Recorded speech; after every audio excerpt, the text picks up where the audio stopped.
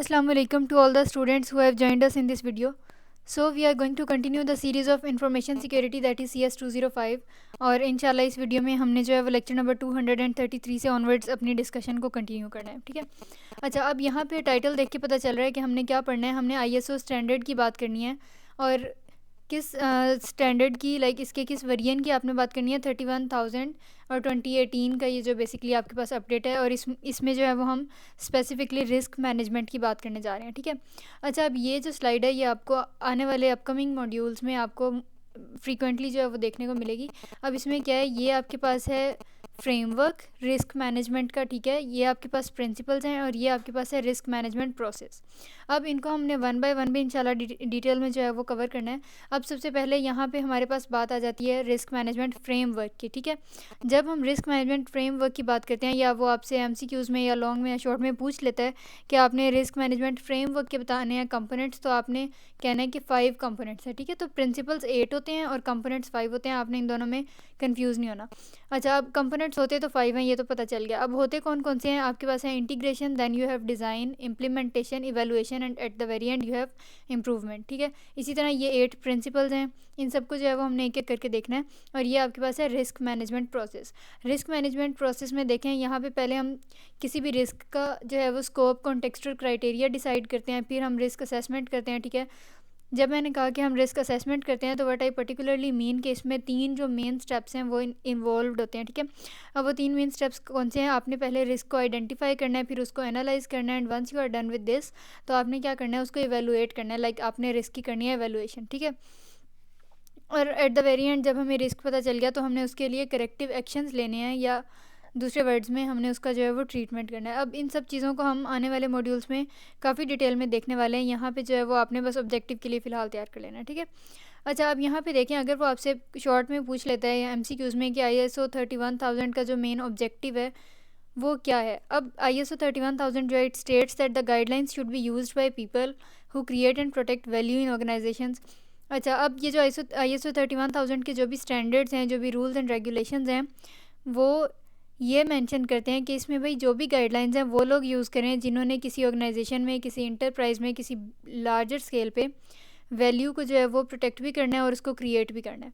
अब यहाँ पे वैल्यू क्या है, वैल्यू ये है कि आप अपने IT एसेट्स को कितना जो है वो इन्फॉर्मेशन के पॉइंट ऑफ व्यू से उसको सिक्योर कर रहे हैं, कितना आपने सिक्योरिटी ट्रांसफॉर्मेशन मॉडल जो है वो कैरी आउट किया है, एग्जीक्यूट किया है। ठीक है, तो ISO 31,000 स्टैंडर्ड ये कहता है कि सारे ऑब्जेक्टिव्स को मीट करना है और डिसीजंस मेकिंग में आपने जो है वो इन स्टैंडर्ड्स को फॉलो करना है, और उसके अलावा value making and value creation में आपने इसको यूज़ करना है। ठीक है, इसी तरह ISO 31,000 ये जो वेरिएंट है ISO का फ्रेमवर्क है, it states that the purpose of risk management is the protection and creation of value, कि हमने वैल्यू को जो है वो क्रिएट करना है, एट द वेरिएंट हमने उसे प्रोटेक्ट भी करना है। किस चीज़ से प्रोटेक्ट करना है, आपने वल्नरेबिलिटी से, सिक्योरिटी होल से। ठीक है, अच्छा अब आ जाता है लेक्चर नंबर 234। इसमें देखें, अब मैंने आपको बताया था कि ये फ्रेमवर्क, प्रिंसिपल्स और रिस्क मैनेजमेंट प्रोसेस की स्लाइड आपको बार बार देखने को मिलेगी। ठीक है, अच्छा यहाँ पे अब बात आ जाती है आपके पास, पहले था फ्रेमवर्क, उसके 5 मेन कंपोनेंट्स थे। ठीक है, अब यहाँ पे ये 8 प्रिंसिपल्स हैं।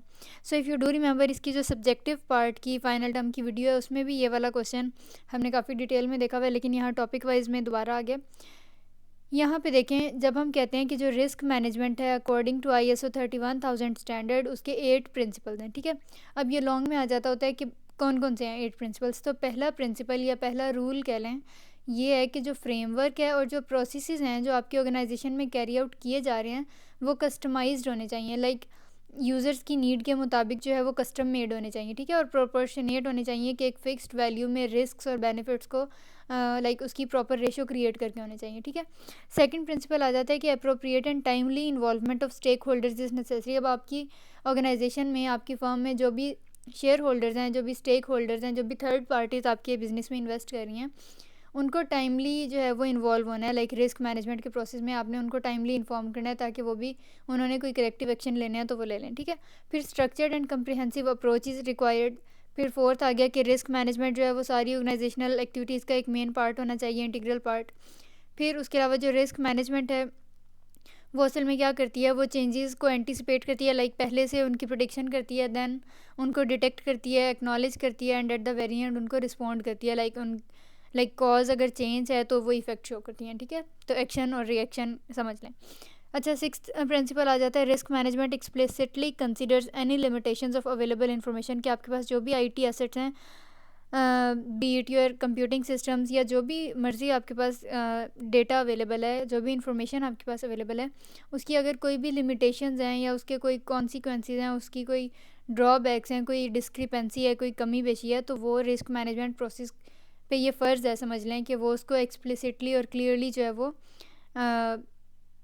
कीप इन नोटिस रखे, ठीक है। मतलब उसको भी जो है वो कंसीडर करे ये सारा कुछ करते हुए, रिस्क मैनेजमेंट प्रोसेस करते हुए।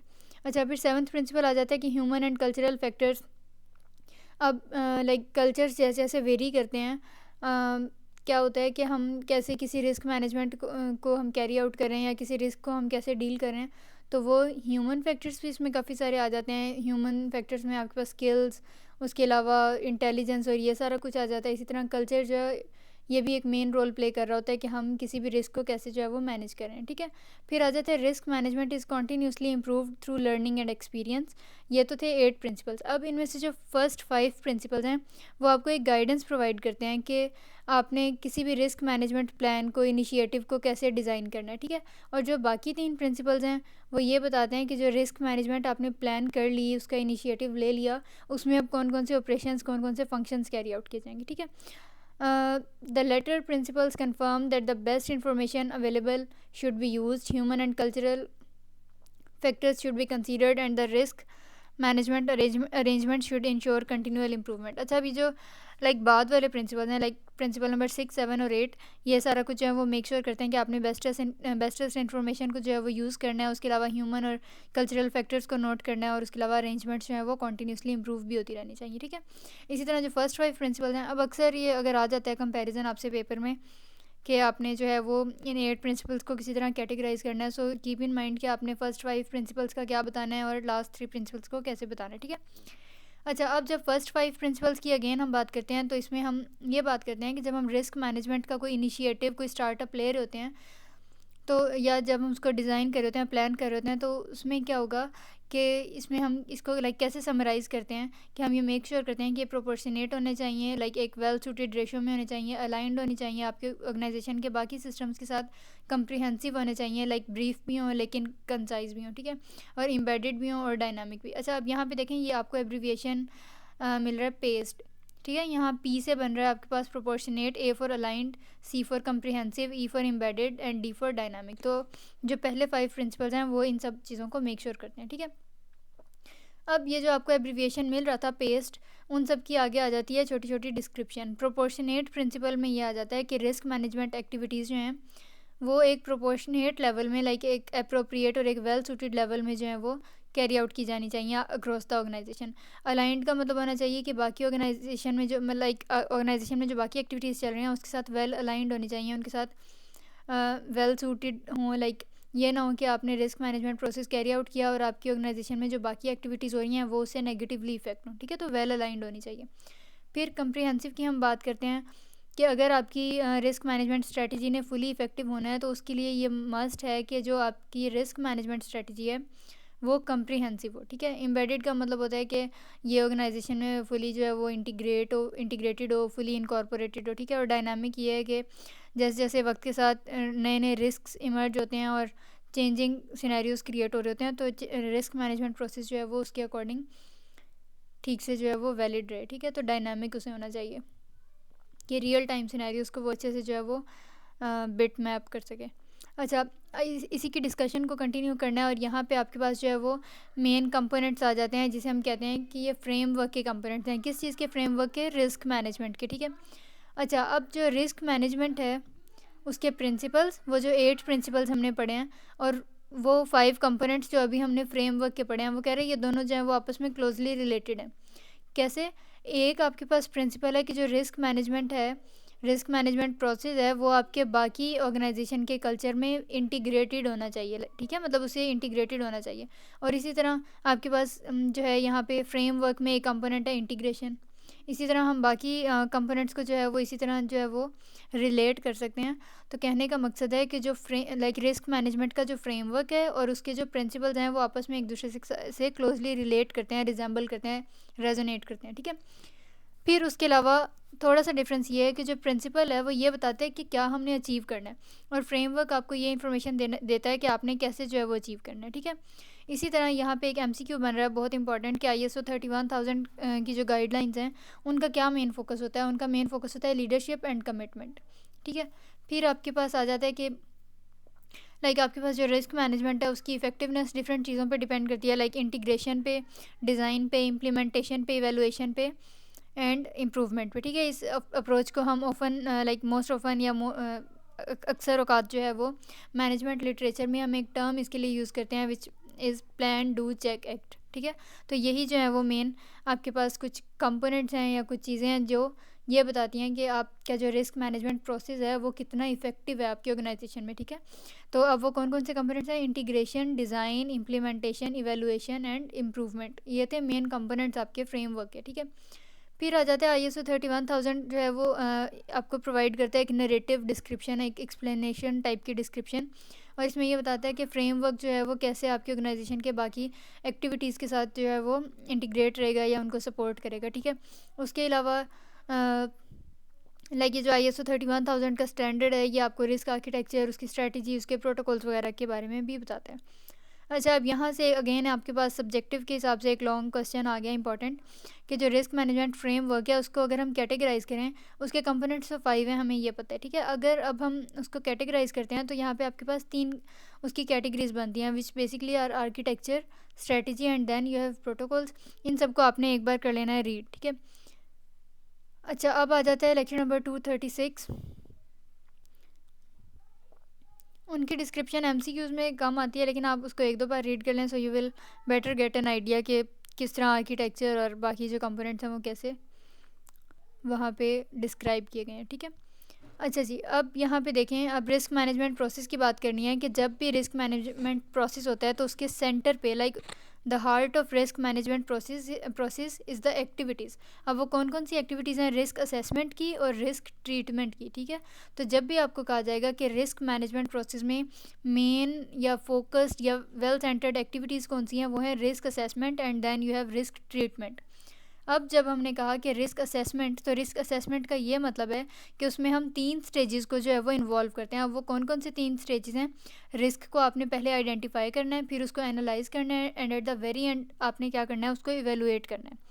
अच्छा, अब उसके बाद each of the 3 stages is described in detail. अब ये जो ISO का 31000 ये जो स्टैंडर्ड है जिसको हम पढ़ रहे हैं इस वक्त, उसमें इन तीनों स्टेजेस को बहुत अच्छे से जो है वो डिस्क्राइब किया गया, और उसके अलावा उसमें ये बताया गया कि रिस्क को आपने आइडेंटिफाई करना है कैसे, फिर उसको एनालाइज कैसे करना है and at the end of the day आपने उनको इवेलुएट कैसे करना है।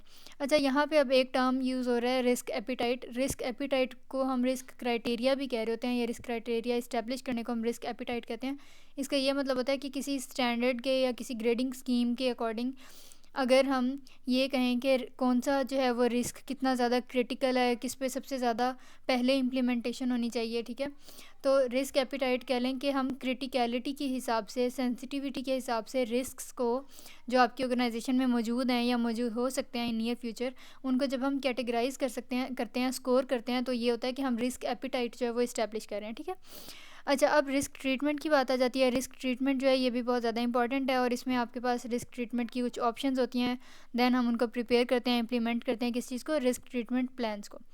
फिर उसके अलावा यहाँ पे सेम वही बात आ जाती है कि हमने कॉस्ट वगैरह देखनी होती है, एफ़र्ट देखनी होती है कि किस में ज़्यादा ह्यूमन एफ़र्ट या कितने ऑटोमेटेड रिसोर्सेज आपके पास लग रहे हैं, किस चीज़ के प्रोज हैं, किस चीज़ के कॉन्स हैं, ठीक है।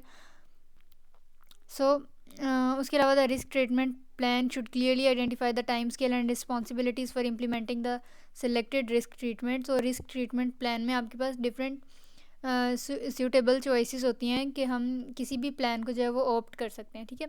So once you are done with deciding which treatment you are going to implement on your organisation security culture, उसके बाद नेक्स्ट ये होता है कि आपने अपने प्लान में ये क्लियरली आइडेंटिफाई करना है कि क्या टाइम स्केल होगा, क्या माइलस्टोन्स रहेंगे, क्या डेडलाइंस होंगी, आपने कब जो है वो कह लें कि माइलस्टोन को जो है वो अचीव करना है, और उसके अलावा अपनी रिस्पॉन्सिबिलिटीज़ भी उसमें क्लियरली जो है वो डिक्टेट करनी है कि कौन जो है ऑर्गेनाइजेशनल हायरार्की में कौन जो है वो किस चीज़ के लिए रिस्पॉन्सिबल होगा।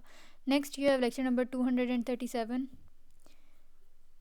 अच्छा, अब इसमें आ जाता है कि अगर वो आपसे शॉर्ट में या एमसीक्यूज लॉन्ग में पूछ लेता है कि successful implementation of risk management initiative जो है उसमें कौन कौन सी एक्टिविटीज़ जो हैं वो इंक्लूडेड हैं, तो वो हैं planning, implementation, measurement and then learning. ठीक है, ये हैं चार चीज़ें या चार एक्टिविटीज़। और किस चीज़ में? रिस्क मैनेजमेंट इनिशिएटिव में। और जब हमने कहा कि रिस्क मैनेजमेंट इनिशिएटिव, तो ये असल में एक ऑन गोइंग, एक कंटिन्यूस प्रोसेस है जिसमें हम इस चीज़ पे वर्किंग करते हैं कि आपने जो है वो टोटल 10 एक्टिविटीज़ हैं जिनको हम कंटिन्यूसली जो है वो कैरी आउट कर रहे हैं, जिनको हम आगे जाके देखेंगे। अच्छा, अब फ़िलहाल यहाँ पे जो चार एक्टिविटीज़ हैं वो कौन कौन सी हैं? प्लान। अब प्लान में हमने बेसिकली क्या करना है, हमने रिस्क मैनेजमेंट इनिशिएटिव के बेनिफिट्स को आइडेंटिफाई करना है, फिर आपने बोर्ड की या एग्जीक्यूटिव कमेटी की सपोर्ट लेनी है, फिर उसके बाद आपने उसका रिस्क मैनेजमेंट का जो स्कोप है वो प्लान करना है, फिर उसके अलावा आपने एक स्ट्रेटजी इस्टेब्लिश करनी है, रोल्स एंड रिस्पॉन्सिबिलिटीज़ को चेक करना है, फिर आ जाता है इम्प्लीमेंटेशन स्टेज। इम्प्लीमेंटेशन स्टेज में हमने क्या करना होता है कि हमने रिस्क असेसमेंट टूल्स अब जैसे हमने वल्नरेबिलिटी असेसमेंट टूल्स देखे थे, Qualys, Nessus, CIS, CAT Pro, Rapid 7, इस तरह से। इसी तरह इम्प्लीमेंटेशन में हमने ये देखना है कि कौन सा ऐसा टूल है जो रिस्क को बेटर वे में जो है वो असेस कर सकता है, आइडेंटिफाई कर सकता है। एंड बेसिकली क्या होता है कि जो आपके पास वल्नरेबिलिटी असेसमेंट टूल्स होते हैं उनमें मोस्ट ऑफ द टूल्स ऐसे होते हैं जो आपको रिस्क्स जो हैं वो भी एनालाइज करके बता देते हैं। ठीक है, तो it's almost the same deal. अच्छा, फिर नेक्स्ट आ जाता है कि आपने रिस्क बेंचमार्क्स को जो है वो इस्टेब्लिश करना है। जैसे हम सिक्योरिटी के CIS बेंचमार्क्स, डीजा स्टिक्स वगैरह हम देख रहे थे, इसी तरह आपने रिस्क के कुछ कंट्रोल्स एंड रेगुलेशंस को इस्टेब्लिश करना है। फिर उसके बाद 6th स्टेप में आपने क्या करना है कि आपने रिस्क एपिटाइट को जो है और रिस्क टॉलरेंस लेवल्स को जो है वो डिटरमिन करना है। रिस्क एपिटाइट क्या होती है ये मैं आपको बता चुकी हूँ। अच्छा, evaluate effectiveness of existing controls and introduce improvements के जो कंट्रोल्स आपकी अच्छा, ये मेजरमेंट की एक्टिविटी में आ जाएंगे। और इसमें बेसिकली हमने ये देखना है कि जो आपके ऑर्गेनाइजेशन में पहले से कंट्रोल्स इम्प्लीमेंटेड हैं वो कितने इफेक्टिव हैं, कितने नहीं हैं, उनमें क्या कमी जा रही है, और उसके अलावा उसमें क्या क्या जो है वो इम्प्रूवमेंट की ज़रूरत है। फिर 8th एक्टिविटी की बात करें तो 8th एक्टिविटी आ जाती है कि आपने इम्बेड करना है, इंटीग्रेट करना है रिस्क अवेयर कल्चर को, कि आपने अपनी ऑर्गेनाइजेशन में ऐसे कल्चर को इंट्रोड्यूस करवाना है जिसमें पॉसिबल रिस्क्स के बारे में अवेयरनेस हो और उस पर करेक्टिव एक्शंस जो हैं वो फ़ौरन से लिए भी जाएँ। फिर लर्निंग स्टेज आ जाती है, उसमें हम रिस्क परफॉर्मेंस इंडिकेटर्स, RPIs जिन्हें हम कह रहे होते हैं, उनको मॉनिटर करते हैं, रिव्यू करते हैं। ठीक है, and then you have the last activity which is activity number 10, और इसमें हम एट द वेरी एंड क्या करते हैं कि हम रिस्क की परफॉर्मेंस को रिपोर्ट करते हैं टू हायर अथॉरिटीज़। सो ये वो 10 एक्टिविटीज़ थी जो इन 4 एक्टिविटीज़ के अंडर आपके पास यहाँ पे देखें, हमने जो स्टार्ट में पढ़ा था कि 10 एक्टिविटीज़ हैं, और ये असल में इन 4 चीज़ों से, इन 4 प्रोसेसेस से मिलती जुलती हैं। अब वो एक्टिविटीज़ इन्हीं चारों में पूरी हो रही हैं, 10 एक्टिविटीज़ हैं, और इन 4 पॉइंट्स में आपके पास जो है वो सारी कंप्लीट हो रही है। ठीक है, अब वो कह रहे हैं although ISO 31000 covers the full scope of requirements for a management system, it is for the organisation to convert those. अच्छा, अब ISO 31000 जो है वो आपको इन 10 एक्टिविटीज़ के ज़रिए से आपको मेन चीज़ें तो प्रोवाइड कर देगा। अब ये आपकी आपकी ऑर्गेनाइजेशनल कल्चर की और उसके लिए जो भी रिस्पॉन्सिबल है, जो भी हायर अथॉरिटीज़ हैं, उनकी रिस्पॉन्सिबिलिटी है कि वो ISO 31000 स्टैंडर्ड्स को कैसे जो है वो अपने प्रोजेक्ट्स के अकॉर्डिंग उसको चेकलिस्ट में कन्वर्ट कर रहे हैं और उसके लिए कोई करेक्टिव एक्शन ले रहे हैं। अच्छा, अब हमारे पास जो है आ जाता है टॉपिक नंबर 238, और यहाँ टाइटल से पता चल गया कि हम किस चीज़ की डिस्कशन को स्टार्ट करने लगे हैं, इंसिडेंट मैनेजमेंट। अब इंसिडेंट आपकी ऑर्गेनाइजेशन में इंफॉर्मेशन सिक्योरिटी या सिक्योरिटी कल्चर से रिलेटेड कोई भी ऐसी एक्टिविटी हो सकती है, कोई ऐसा इवेंट हो सकता है जिसे हम मिसहैप कंसिडर करें, जो आपकी ऑर्गेनाइजेशन के लिए जो है वो बेनिफिशियल ना हो, हार्मफुल हो, और वो हो जाए। ठीक है, कोई अनडिज़ायरेबल एक्टिविटी को हम कहेंगे इंसिडेंट। और अब इंसिडेंट्स को आपने कैसे मैनेज करना है अपनी एक्टिविटी में, अपनी ऑर्गेनाइजेशन में, ये हम देखेंगे। तो सबसे पहले हमने ये देखना है कि इंसिडेंट मैनेजमेंट का मोटिव क्या है, उसका ऑब्जेक्टिव क्या है, उसको मैनेज करना ही क्यों ज़रूरी है इंसिडेंट को। तो हमने ये इसलिए मैनेज करना होता है कि हम अपनी ऑर्गेनाइजेशन में जो है सिक्योरिटी के जो भी इवेंट्स हैं, जो भी आपकी वीकनेसेस हैं आपकी ऑर्गेनाइजेशन की, उनके जो सिक्योरिटी होल्स हैं उनको एक किसी इफ़ेक्टिव अप्रोच के ज़रिए से जो है वो उसको रेमिडिएट कर सकें, उनको फिलअप कर सकें, ठीक कर सकें। सो यहाँ पे आ जाता है कि why is incident response important, कि ये इंपॉर्टेंट ही क्यों है। क्योंकि हमने अपनी सर्विसेज को रिस्टोर करना होता है। जिस तरह अक्सर आपने न्यूज़ में सुना होगा कि लाइक कोई सर्विस है फॉर एग्जांपल इंटरनेट की, तो वो मुअत्तल हो गई है और अब उसे बहाल करना है, तो बेसिकली हमने उसे रीस्टोर करना होता है। और अब फ़िलहाल यहाँ पे इंटरनेट की क्योंकि हम बात नहीं कर रहे हैं, यहाँ पे हम इंसिडेंट्स की बात कर रहे हैं कि अगर आपकी ऑर्गेनाइजेशन को कोई सिक्योरिटी इंसिडेंट फेस करना पड़ता है, तो क्या होगा, उसकी सर्विसेज जो हैं वो पोस्टपोन हो जाएंगी, तो उनको रीस्टोर करना ज़रूरी होता है। तो इसलिए हम इंसिडेंट मैनेजमेंट को जो है वो पढ़ रहे होते हैं और उसको इम्प्लीमेंट कर रहे होते हैं। फिर उसके बाद आपने मिटिगेट करना है, वीकनेसेस को रिड्यूस करना है, कम करना है, किसको, वीकनेसेस को, सिक्योरिटी होल्स को। फिर आपने लॉस को मिनिमाइज़ करना है। क्योंकि जाहिर सी बात है कि अगर आपकी ऑर्गेनाइजेशन ने कोई इंसिडेंट मीट किया है, तो उसकी वजह से क्या होगा कि उसे बिजनेस के पॉइंट ऑफ व्यू से, अर्निंग्स के पॉइंट ऑफ व्यू से, रेवेन्यू जनरेट करने के पॉइंट ऑफ व्यू से लॉस फेस करना पड़ा है। ठीक है, तो अब लॉस को अगर आपने मिनिमाइज़ करना है, तो उसके लिए ये ही ज़रूरी है कि आपने इंसिडेंट मैनेजमेंट प्रोसेस को अच्छे से कैरी आउट करना है और टाइमली कैरी आउट करना है। And at the very end you have reduce risk, क्योंकि अगर आप incident management process carry out अगर हम करते हैं, तो इससे क्या होगा कि इन द नियर फ्यूचर या इन द फ्यूचर आपकी जो ऑर्गेनाइजेशन है अब वो कम रिस्क का शिकार होगी, क्योंकि हम इंसिडेंट्स को टाइमली जो है वो मैनेज कर रहे होंगे। ठीक है, सबसे पहले अब इंसिडेंट मैनेजमेंट में आपके पास बात आ जाती है ऑडिट एंड ड्यू डिलिजेंस की। इसमें आ जाता है कि अगर हम एक ऑडिट परफॉर्म कर रहे हैं, तो इससे हमें ये पता चल जाएगा कि हमारी जो ऑर्गेनाइजेशन है वो कितनी जो है वो तैयार है, लाइक कितनी वेल प्रिपेयर्ड है, कितनी उसकी रेडीनेस है, कितनी वो अच्छे से तैयार है, किस किस चीज़ के हवाले से, in terms of people, in term of processes and in terms of equipments, के वहाँ का जो स्टाफ है वहाँ पे जो प्रोसेसेस कैरी आउट कर रहे हैं और कैरी आउट किए जा रहे हैं, और किन इक्विपमेंट्स को, किन डिवाइसेस को, किन रिसोर्सेज को यूज़ करके वो प्रोसेसेस कैरी आउट किए जा रहे हैं, ये आपको पता चल जाता है। कब पता चलता है? अगर आप कोई ऑडिट परफॉर्म करते हैं अपनी ऑर्गेनाइजेशन पे। Then you have create response team. अगर तो हम एक इंसिडेंट रिस्पॉन्स टीम जो है वो अपनी ऑर्गेनाइजेशन में जो है वो क्रिएट करते हैं, तो इससे क्या होगा कि हम इंसिडेंट्स को बेटर वे में कोप अप कर सकेंगे, डील कर सकेंगे। और ये हमने मेक श्योर करना होता है कि जो इंसिडेंट रिस्पॉन्स टीम है उसके मेंबर्स में आपके पास एसएमईज़ हो। एसएमईज़ क्या होते हैं? सब्जेक्ट मैटर एक्सपर्ट्स, के उनके पास डोमेन नॉलेज होना चाहिए, ठीक है, रेलिवेंट फील्ड का। फिर उसके बाद क्रिएट रिस्पॉन्स टीम में आपके पास आ जाता है team leader, then you have triage officer and then incident handler. Incident handler नाम से पता चल रहा है कि वो इंसिडेंट्स को हैंडल करेगा। टीम लीड जो आपका हेड ऑफ़ द टीम होगा, हेड मेंबर होगा, ठीक है। और ट्रायज ऑफिसर बेसिकली वो होता है जो आपके पास लाइक पहले पूरा प्रोजेक्ट जो है वो एनालाइज करेगा और फिर वो देखेगा कि अच्छा मेरे पास इतने स्टाफ मेंबर्स हैं, तो मैं इसको ये वाली ड्यूटी असाइन कर देता हूँ, इसको ये वाली। और फिर उसके बाद वो रिस्क को और उससे रिलेटेड एक्टिविटीज़ को प्रायोरिटाइज़ करेगा, ठीक है। तो ये काम सारे होते हैं ट्रायज ऑफिसर को के। ये टर्म आपको एक दो बार आगे भी देखने को मिलेगा, सो डू रिमेंबर कि इसका क्या मतलब है। अच्छा, अब आ जाता है create documented IR plan. IR plan क्या है? Incident recovery plan. अच्छा, अब यहाँ पे देखें, an organisation should have well documented IR plan that would guide the IR team during the incident. तो अब आपके पास अगर कोई वेल वे में कोई डॉक्यूमेंटेशन मौजूद होगी, तो क्या होगा कि जब भी ऑर्गेनाइजेशन कोई इंसिडेंट मीट करेगी, तो उसे बेटर वे में पता होगा कि उसने जो है वो कैसे डील करना है, इंसिडेंट को कैसे रिपोर्ट करना है। अच्छा, फिर नेक्स्ट आ जाता है कि आपने इंडिकेटर्स और ट्रिगर्स को जो है वो आइडेंटिफाई करना है। ट्रिगर कह लें कैटलिस्ट की तरह काम करते हैं, अगर कभी आपने किसी और सब्जेक्ट में पढ़ा हो।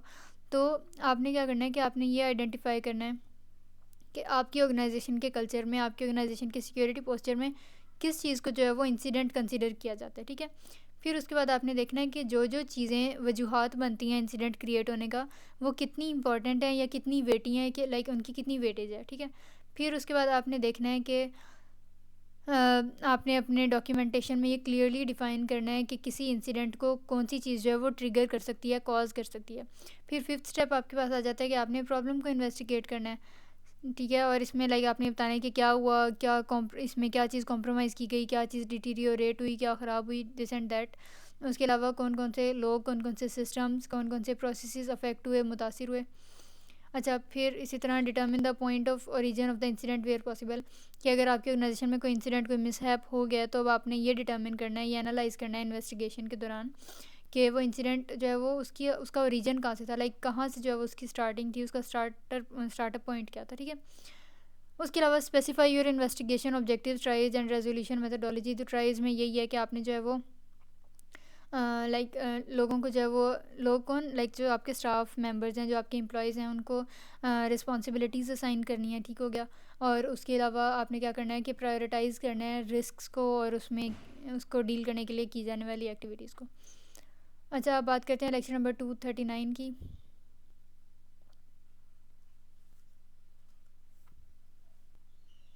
इंसिडेंट मैनेजमेंट की डिस्कशन को ही हमने कंटिन्यू करना है, और यहाँ पे सिक्स्थ आपके पास आ जाता है ट्राइएज एंड मिटिगेशन।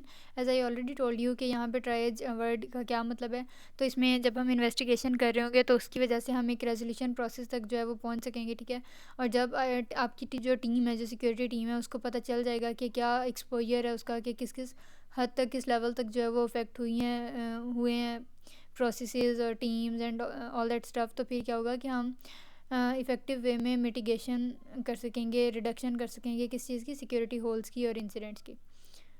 इसमें जो है वो तीन चीज़ें आ जाती हैं कि इंसिडेंट्स को क्लासीफाई करना है, फिर उनको प्रायोरिटाइज़ करना है, और फिर स्पेसिफिक लोगों को स्पेसिफिक टास्क जो है वो असाइन करना है। तो बेसिकली ये तीनों चीज़ें जो हैं वो ट्राइएज में आ जाती हैं। Then you have recovery. फिर एक बार जब आपने इन्वेस्टिगेशन अच्छे से कैरी आउट कर ली तो रिकवरी एक बहुत इंपॉर्टेंट स्टेप है, और ये टेक्निकल टीम का भी काम हो सकता है। और इसमें हम ये देख रहे होते हैं कि आपने अपनी सर्विसेज को, अपनी प्रोडक्ट्स को, अपने मटेरियल्स को कैसे जो है वो रिस्टोर करना है। फिर आ जाता है लाइक स्टेप नंबर 8। उसमें आपने डॉक्यूमेंटेशन करनी है कि इंसिडेंट कैसे हुआ, हमने उसको कैसे डील किया, फिर क्या उसके साइड इफ़ेक्ट्स रहे, हमने बाद में कैसे नॉर्मल रूटीन तक सारे फंक्शंस को लेकर आए। फिर आ जाता है रिपोर्टिंग। अब रिपोर्टिंग में क्या होता है, the type of reports that might be required might vary but should help in managing and reviewing incident satisfactorily. कि इंसिडेंट के हिसाब से, उसकी क्रिटिकलिटी और उसकी क्रूशियलिटी के हिसाब से आपके पास जो है डॉक्यूमेंटेशन और रिपोर्टिंग जो है वो थोड़ी सी डिफ़र कर सकती है इन एवरी केस। लेकिन द थिंग इज़ कि आपने जो है एट द एंड ये मेक श्योर करना है कि जो लाइक रिपोर्टिंग है उसकी वजह से हम इंसिडेंट्स को नियर फ्यूचर में जो है वो अच्छे से कोप अप कर सकें। फिर 9th स्टेप आ जाता है, प्रोसेस को आपने रिव्यू करना है कि आपकी टीम में जो इंसिडेंट हैंडलर्स हैं उनको अब इंक्रीज़ करना चाहिए या डिक्रीज़ करना चाहिए, ठीक है। उसके अलावा कौन से रिस्क्स हैं जिनको फेस करने के बाद में कोई करेक्टिव एक्शन लेने की ज़रूरत है। And the 10th step which is the last one is practice, practice and practice. अब ये है कि अगर लाइक आपने इस चीज़ का वेट नहीं करना कि इंसिडेंट होगा हमारी ऑर्गेनाइजेशन में तो फिर हम कोई करेक्टिव एक्शन लेंगे। अगर आपने एक बार प्लान जो है कोई क्रिएट कर लिया है, then start working on it. और इसका नहीं आपने वेट करना कि अच्छा ठीक है बेशक हमारे पास प्लान बन गया इंसिडेंट मैनेजमेंट का, लेकिन इंसिडेंट कोई होगा तो फिर हम उसको डील कर लेंगे। अगर कोई करेक्टिव एक्शन ऐसा है जो इंसिडेंट को फेस करने से पहले ही उसको अवॉइड किया जा सकता है, prevention is better than cure, ठीक है। तो आपने जो है वो क्योर करने से बेहतर है कि उसको प्रिवेंट ही कर लेना है, कि इंसिडेंट मैनेजमेंट प्लान पे आपने फ़ौरन से काम करना शुरू कर देना है। अच्छा, अब यहाँ पे आ जाता है लेक्चर नंबर 240, और अगेन हमने चेंज मैनेजमेंट की अब बात करनी है। पहले हम कर रहे थे इंसिडेंट मैनेजमेंट की, ठीक है। अच्छा, अब यहाँ पे एक एब्रिविएशन आपने MCQs के लिए देख लेना है, ITIL। अब ये है इंफॉर्मेशन टेक्नोलॉजी इंफ्रास्ट्रक्चर लाइब्रेरी, ठीक है। अब ये आगे आपको डिफरेंट अपकमिंग मॉड्यूल्स में जो है वो बार बार देखने को मिलेगा। यहाँ पे देखें, ये जो इंफॉर्मेशन टेक्नोलॉजी इंफ्रास्ट्रक्चर लाइब्रेरी है, इसमें एक मेन पार्ट आपके पास आ रहा है, मेन प्रोसेस आ रहा है चेंज मैनेजमेंट का, जो यहाँ पे ब्लू में हाईलाइटेड है, और इसी को हम आगे जो है वो इसकी डिस्कशन कंटिन्यू करने जा रहे हैं, ठीक है। अच्छा, अब आ जाता है ITIL। Change management is a process design to understand and minimise risk while making IT changes. कि जब हम अपनी ऑर्गेनाइजेशन में, अपने एंटरप्राइज में कोई IT रिलेटेड चेंज कर रहे होते हैं, तो उस वक्त लाइक उस इंसिडेंट को मैनेज करते हुए या उस चेंज को मैनेज करते हुए कौन कौन से रिस्क्स जो हैं वो आपकी ऑर्गेनाइजेशन पे पोज हो सकते हैं, लाइक आपकी ऑर्गेनाइजेशन को किस तरह के रिस्क्स का जो है वो सामना करना पड़ सकता है, और फिर उन रिस्क्स को जो है वो आपने कैसे मैनेज करना है, ये सारा कुछ हम देखते हैं चेंज मैनेजमेंट में। अच्छा, अब जो बिजनेसेस होते हैं उनकी आमतौर पे जो है वो दो मेन एक्सपेक्टेशंस होती हैं। एक ये कि जो सर्विसेज आपका बिजनेस, आपकी ऑर्गेनाइजेशन और उसका सिक्योरिटी कल्चर प्रोवाइड करे वो स्टेबल हों, रिलायबल हों और प्रिडिक्टेबल हों, ठीक है, मतलब स्टेबल हों। और दूसरी एक्सपेक्टेशन ये होती है कि सर्विस जो है वो लाइक आपकी ऑर्गेनाइजेशन की जो भी सर्विसेज हैं वो रैपिडली चेंजिंग इन्वायरमेंट में जो है वो फ़ौरन से चेंज होने की भी सलाहियत रखती हूँ। तो अब देखें, कोई एक चीज़ स्टेबल है और वो फ़ौरन से मतलब बिजनेस रिक्वायरमेंट्स के चेंज होने के साथ साथ चेंज भी हो रही है, तो ये कैसे पॉसिबल है। तो यहाँ पे ये देखें, ये लिखा हुआ है कि ये दोनों चीज़ें जो हैं, एक्सपेक्टेशंस जो हैं वो इन कन्फ्लिक्ट हैं, लाइक एक दूसरे की कंट्राडिक्टरी हैं। क्यों? क्योंकि एक चीज़, कोई एक सर्विस आपके पास स्टेबल भी है और वही फ़ौरन से अगर चेंज भी हो रही है किसी चेंज आने पे, तो स्टेबल और अनस्टेबल का जो है वो क्या है, कन्फ्लिक्ट चल रहा है, ठीक है। तो इसलिए हमने कोई एक ट्रेड ऑफ, एक कोई मिडिल ग्राउंड जो है वो क्रिएट करना होता है। फिर यहाँ पे इंपॉर्टेंट शॉर्ट आ गया, और MCQs में भी आ जाता है types of changes. Standard changes वो होते हैं जिसमें आपके पास जो है वो किसी ऐसी सर्विस में, किसी ऐसी प्रोडक्ट में या किसी ऐसी चीज़ में आपने चेंज करना होता है जिसमें आपके पास पहले से आपको पता होता है अप फ्रंट, लाइक ऑलरेडी आपको बिफोर हैंड आपको पता हो कि आपके पास जो प्रोसेस है इम्प्लीमेंटेशन का वो कैसे कैरी आउट होगा और उसमें कौन कौन से रिस्क जो हैं वो हो सकते हैं। तो इस तरह के चेंजेस जो होते हैं उनको हम कहते हैं स्टैंडर्ड चेंजेस। और स्टैंडर्ड चेंजेस जो हैं उनको इस्टेब्लिश करना, उनको इम्प्लीमेंट करना कंपैरेटिवली आसान होता है। क्यों? क्योंकि आपको पहले से पता है कि उसको इम्प्लीमेंट कैसे करना है और उसके लिए उसकी वजह से क्या क्या रिस्क जो हैं वो आपको फेस करने पड़ सकते हैं आपकी ऑर्गेनाइजेशन को। फिर आ जाते हैं दो तरह के चेंजेस हैं, one you have normal changes and the second one is emergency changes.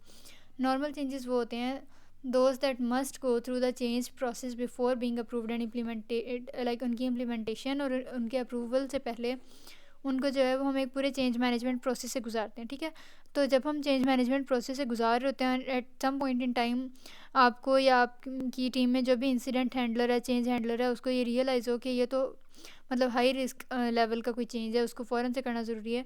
तो फिर क्या होगा कि जो एडवाइजरी बोर्ड होगा वो डिसाइड करेगा कि उसको कब इम्प्लीमेंट किया जाएगा और कैसे इम्प्लीमेंट किया जाएगा। ठीक है, फिर इमरजेंसी चेंजेस आपकी ऑर्गेनाइजेशन में तब फेस हो सकते हैं जब या तब किए जाने ज़रूरी होते हैं जब कोई अनएक्सपेक्टेड एरर, कोई अनएक्सपेक्टेड थ्रेट जो है वो आ जाए। ठीक है, या आपके इंफ्रास्ट्रक्चर में, आपके नेटवर्क की, आपके सिस्टम की बैकबोन में कोई फ्लॉ, कोई एरर, कोई मिस्टेक निकल आए। ठीक है, तो फिर फ़ौरन से जो है उस चीज़ को अगर क्योर करना और हैंडल करना ज़रूरी हो तो तब जो है वो इमरजेंसी चेंजेस होते हैं।